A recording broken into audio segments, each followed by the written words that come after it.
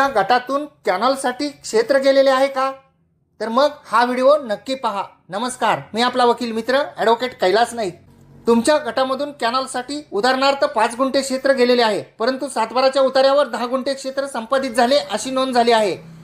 असे असेल तर त्याबाबतचे फेरफार उतारे आपण महसूल दप्तरी काढून पाहण्याचा प्रयत्न करतो.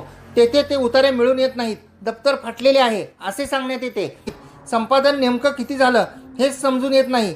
त्या ठिकाणी कागदपत्रे मागितली जातात. आपण माननीय दिवाणी न्यायालयामध्ये अशा परिस्थितीमध्ये दावा दाखल करू शकता. त्या दाव्यामध्ये शेतजमिनीची मोजणी करून मागू शकता.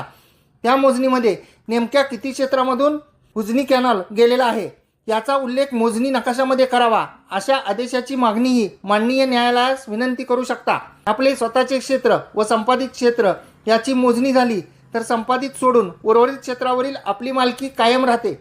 व्हिडिओ आवडल्यास व्हिडिओला शेअर करा.